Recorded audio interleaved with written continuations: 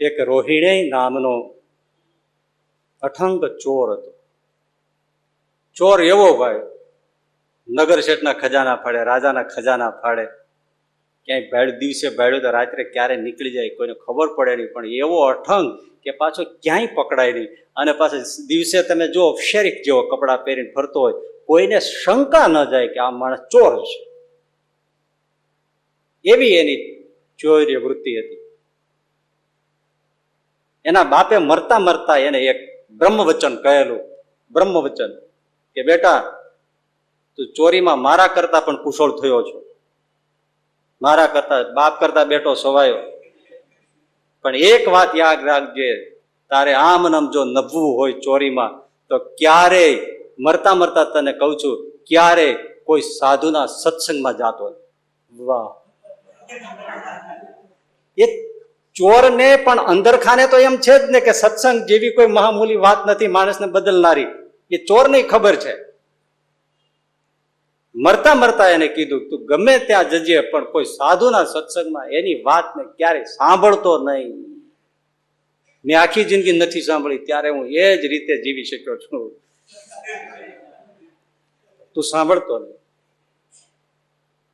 છોકરાએ વચન આપ્યું, બાપે પ્રાણ છોડ્યો. છોકરો ક્યારેય કોઈ સત્સંગમાં જાય નહીં. પણ એકવાર એને ક્યાંકથી રાત્રે પસાર થવું અને એક સાધુનો સત્સંગ ચાલે, સાંકડી ગલી, પાછું વળાય નહીં, ગમે તેમ નીકળી જ જવું પડે. અને એ ઉતાવળે ભાગવા ગયો, એમાં એક કાંટો એના પગમાં વાગી ગયો. કાનમાં આંગળી નાખીને ભાગતો હતો, પણ હવે કાંટો વાગ્યો એટલે આંગળી તો કાઢવી જ પડે. શબ્દ ન પડી જાય એટલા માટે કાનમાં આંગળી નાખી દીધેલી નીકળતી વખતે. પણ કાંટો વાગ્યો એટલે બે આંગળી કાઢી અને પેલો કાંટો કાઢવો પડ્યો. એ કાંટો કાઢ્યો એટલી જ સેકન્ડમાં પેલા સાધુના શબ્દ એના કાનમાં આવી ગયા કે દેવતાઓને પડછાયો નથી હોતો. કાંટો કાઢી લીધો, કાનમાં આંગળી નાખી નીકળી ગયો, પણ એક જ વાક્ય એના મનમાં આવ્યું, શું? દેવતાઓને પડછાયો હોતો નથી. બસ બીજ આવી ગયું એને ઘેરે. સમય જતા જતા જતા જતા જતા ભાઈ સમય નીકળી ગયો ને એમાં શંકાને આધારે એકવાર એને પકડવામાં આવ્યો. ચોરી કરતા તો પકડાણો જ નહીં, શંકાને આધારે કદાચ આ હોય એમ માનીને એને પકડ્યો. રાજના માણસો, એમાં રાજના અમુક માણસોને એવું થયું કે આ શંકા છે પણ કદાચ એ પોતે ચોરીમાં સામેલ હોય પણ ખરો. અને ઘણી વાર તો સાદા સરળ દેખાતા હોય, એ બહુ પેલા પણ હોય. લાદેનો તમે ફોટો જોવો તો તમને સંત ફકીર જેવો લાગે. એવી દાઢી, ઋષિનો દીકરો હોય એવો લાગે. એમ લાગે જ ને ભયંકર ક્રૂર હિંસક માણસ છે.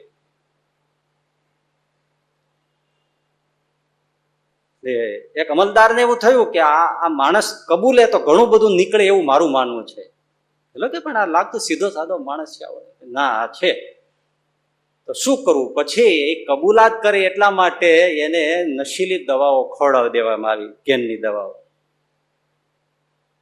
અને એને દેવલોક જેવું વાતાવરણ રાજના રજવાડામાં હોય એમાં સુવડાવી દેવામાં આવ્યો.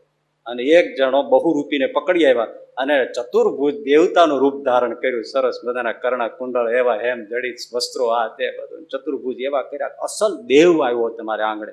અને ઝુમર જળહળાટ ને અપ્સરાઓ નૃત્ય કરે ને મૃદંગો વાજે ને વાતાવરણ તમે જોવો એકદમ મદહોશ નશીલું. એમાં પેલો ધીમે ધીમે જેવો જાગ્યો અને જ્યાં જોયું તો સુગંધ સુગંધ, શૃંગાર, સંગીત, નૃત્ય, અપ્સરાઓ, વીજળી, આ બધે દીવાઓની રોશની. વાહ! અને હમણે જોયું તો સામે ચતુર્ભુજ દેવતા ઉભે. વત્સ, આપ અત્યારે સ્વર્ગલોકમાં છો. પેલો કે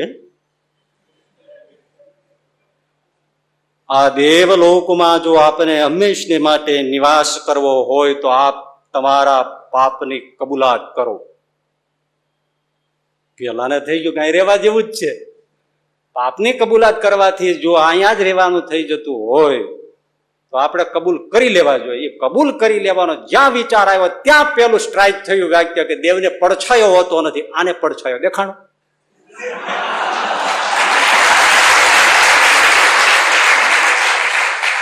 આને જાગી ગયો કે ઓલો સાધુ કહેતો હતો કે દેવતાને પડછાયો નથી હોતા, એનો ચિન્મય શરીર હોય છે, તો આને પડછાયો છે, આ નક્કી કાંઈક પ્રોગ્રામ છે ફસાવાનો, આ ચીટિંગ છે.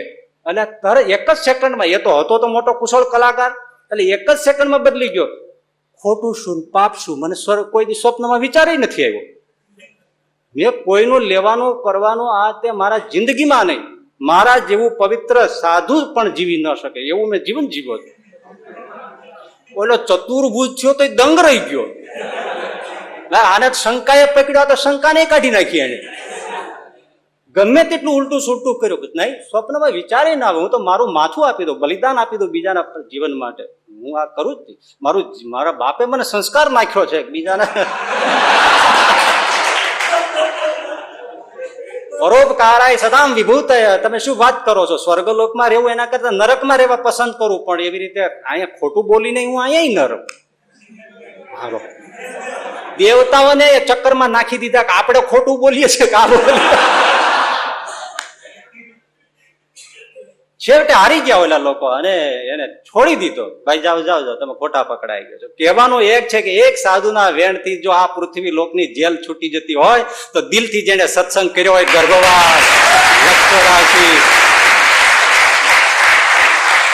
નરક યાતના, એમાંથી કેમ ના છૂટે ભાઈ? આ જ વિચાર પેલા ચોરને આવ્યો, રોહિણીને, કે એક વાક્ય સાંભળવાથી જો આ ભયંકર જેલમાંથી, કાળ કોઠરીમાંથી છૂટી ગયો હોઉં તો એ સાધુની પાસે જિંદગી રહેવામાં કેટલો ફાયદો થાય. દોડીને ગોતીને સાધુના ચરણમાં પડ્યો અને એનો શિષ્ય થઈને આજીવન રહ્યો.